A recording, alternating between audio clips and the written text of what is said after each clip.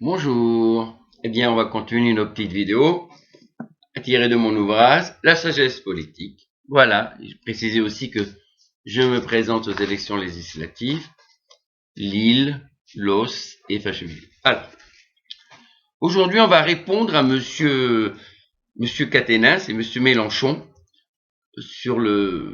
qui prônent, entre guillemets, le désarmement de la police. Alors déjà, ma première question, c'est monsieur Caténins, monsieur Mélenchon, si effectivement on désarme la police, est-ce qu'on désarme aussi les délinquants? C'est la première question. Il faudrait quand même se poser la question. Moi, je pense que c'est quand même extrêmement important. Alors, parce que les délinquants, il faut savoir que eux, ils ont des armes de plus en plus lourdes, monsieur Mélenchon, comme monsieur Caténins. Et oui, effectivement. Maintenant, que disent nos sages? Une sorte de paradigme, je dirais, qui dit, dans ce monde, tout est mesure pour mesure. C'est-à-dire que c'est tout le contraire. C'est tout le contraire.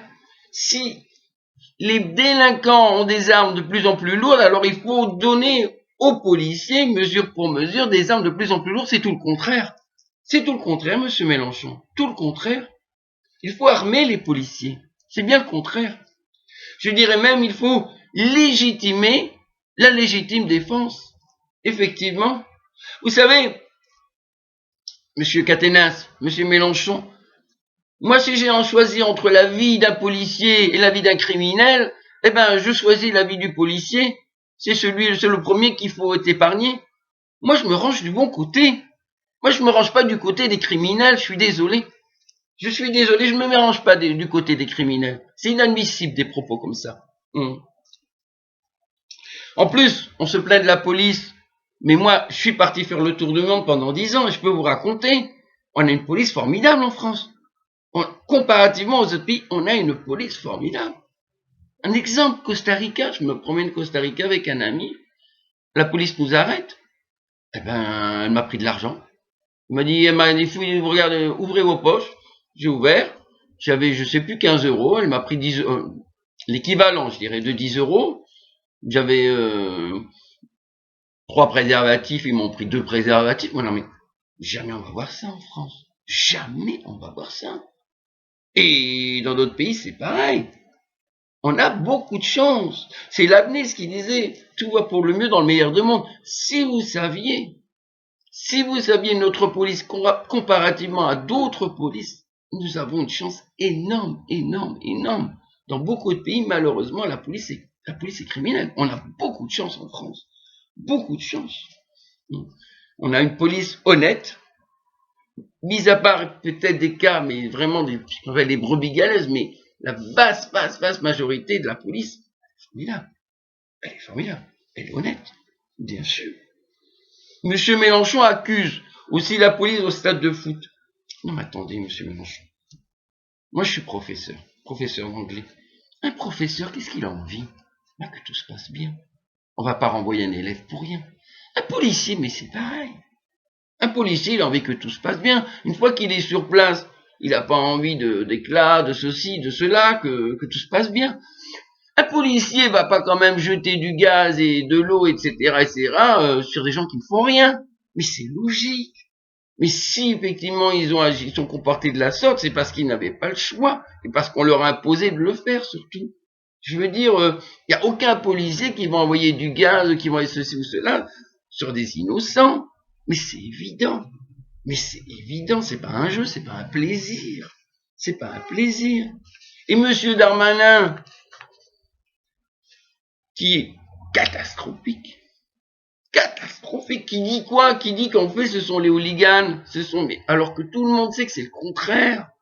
C'est tous ces criminels qu'on a laissés, et qui maintenant, ils vivent dans une sorte d'impunité. Ils savent très bien qu'on va rien leur faire. Alors, il y a eu des vols, des violences, il y a eu même des attouchements sexuels.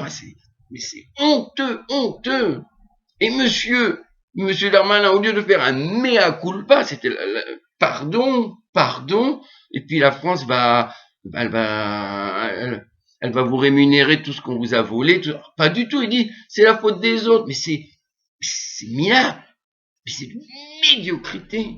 Et puis c'est surtout pas rassurant pour les policiers, parce qu'on impose aux policiers le travail, et après on dit c'est eux que... C'est n'importe quoi. Mais c'est n'importe quoi. Monsieur Darmanin, vous savez d'où ça vient le mot ministre? Ministère, ministrie, le serviteur. Vous êtes là pour servir les policiers, pas pour les accuser. C'est ça votre job, monsieur Darmanin. C'est défendre les policiers. Vous êtes leur ministre, vous êtes leur serviteur. Vous n'êtes pas là pour les accuser. C'est n'importe quoi. Donc quand au ministre de la Justice, on l'applaudit dans les prisons. Je veux dire, mais on va où? On va où? C'est terrible. C'est terrible. C'est pour ça que je me présente. Je me présente et le premier ancrage, ce sera justement Lille, l'Ausse, Vacheminil, et si on peut, on va essayer miner, bien sûr. On en a assez.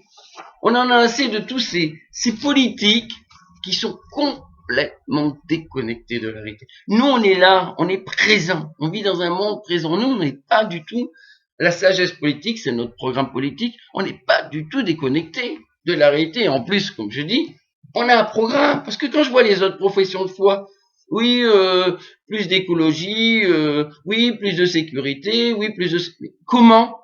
Aucune. Il n'y en a aucun. Sur toutes les professions de foi que j'ai lues, tout le monde dit la même chose. Il faut plus de sécurité, il faut plus d'écologie, il faut rehausser les salaires. Comment? Comment? Je vous pose la question, comment? Bon, rien. Mais c'est complètement vide. Mais tous ces partis-là, c'est une boîte du vide. Une boîte du vide. Moi, je sais pas. Moi, je dis, voilà, par exemple, je donne les réponses. Le voleur, voilà, le voleur, il a volé. Il a volé un ordinateur dans un magasin. Qu'est-ce qu'on fait? Bon, alors, c'est tout simple. Il doit rendre par deux fois ce qu'il a volé. Alors, il a l'argent, il paye. Voilà, on va dire, l'ordinateur vaut 500 euros. On lui dit, voilà, vous devez rendre 1000 euros. 1000 euros. Donc, la personne qui a été volée, elle bénéficie de 1000 euros. Mais la personne a de l'argent, voilà, elle paye. Elle n'a pas d'argent, on prend sur ses biens. Elle n'a pas de biens. Eh bien, on la fait travailler. Maintenant, que disent les sages? Les changements internes se produisent à partir d'actions externes, ça veut dire que ça va le transformer de travailler, où on dit par exemple, les cœurs se façonnent par les actes. C'est-à-dire le cœur c'est comme une pierre précieuse qu'on va sertir finalement. En gros c'est ça. C'est à travers le travail. On fait que quand on vole, on ramène vers soi, on vit dans un monde égoïste. Quand on travaille, c'est pour les autres. Donc c'est dans l'autre chemin, en gros. Mais moi, c'est très long, je pourrais expliquer énormément de choses. Mais je veux dire, c'est que moi, je donne une réponse. Je sais pas si c'est la bonne réponse, mais moi, je donne une réponse. Je dis pas, il faut ceci, il faut donner plus d'argent, il faut donner n'importe quoi, plus d'écologie, plus de ceci, plus de cela. Mais comment? Comment? Alors, moi, je continue, je dirais quoi? Je dis, vous savez, tous ces intellectuels, tous ces politicos langue de bois, tous ces catastrophiques, voilà, tous ces catastrophiques. Eux, qu'est-ce qu'ils disaient? Mais il n'y a pas de mauvais élèves, il n'y a que des mauvais profs. Et puis si le prof se fait taper, c'est qu'il le mérite. Là, là, là, là. Aujourd'hui, qu'est-ce qui se passe? Il n'y a plus de profs. On trouve plus de profs. Les infirmières, les médecins, c'est pareil dans les urgences. Les urgences fermées. Pourquoi? Parce que c'est tabou, mais il faut en parler. Ils se font tabasser. Ils se font tabasser, ils passent devant le juge, là, là, là, là. Regardez, la professeure, c'est pareil. Elle s'est fait tabasser une semaine à l'hôpital. 6 mois avec sursis, il a eu l'élève. Il est majeur en plus. C'est inadmissible. Dans la loi juive, vous tabassez quelqu'un, la personne est à l'hôpital. Tant qu'elle est à l'hôpital, celui qui l'a frappé va en prison. Une fois qu'elle sort de l'hôpital, la personne sort de la prison. C'est ce qu'il fallait faire. Là, bon, puisqu'on peut frapper un prof comme ça, en toute impunité, on peut frapper une infirmière, un médecin en toute impunité. Les policiers, c'est pareil. Les policiers, beaucoup désertent la profession, changent de métier. Alors les gens disent, oui, mais c'est le métier du professeur, du policier de se faire tabasser, de se faire... Non, c'est pas son job. Lui, c'est assurer la sécurité de ses confrères, de la population française. C'est pas du tout, alors pas du tout se faire tabasser, mais non. Mais non, messieurs les intellectuels, vous vous trompez complètement. Mais complètement, mais aujourd'hui, on vous écoute, c'est bien, vous devriez être content. Puisqu'on dit, oui, s'il n'a pas content, il n'a qu'à changer de métier. Les professeurs, ils changent de métier, ils s'en vont. Les infirmières, elles changent de métier, elles s'en vont. Les policiers, c'est pareil. Les policiers vont beaucoup désertent la profession. Mais oui, mais oui, mais oui. À cause de qui? D'intellectuels, du genre Monsieur Mélenchon, il faut désarmer la police tue, là, Monsieur Catena, c'est pareil. Mais je dis, vous savez qu'est-ce que c'est des sages? Enseigne à ta langue, je ne sais pas. Alors, Monsieur Mélenchon, Monsieur Catenas, au lieu de formuler des propos insensés, des propos idiots, allez sur le terrain et vous verrez. Vous verrez. Et puis surtout, apprenez à vous ranger du bon côté, pas du mauvais côté, du côté des criminels. Vous savez, à un moment, il y avait une manifestation avec les CRS, tout ça. C'était assez violent. Et puis je parle avec les CRS, j'explique mon programme, tout ça. Il me dit, très bien répondu, il m'a dit, nous, vous savez quoi?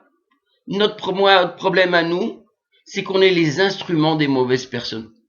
En une phrase, il a tout dit. Les policiers, comme nous, de toute façon, les profs, tout ça, on est les instruments des mauvaises personnes. Eh bien, nous, on en a assez.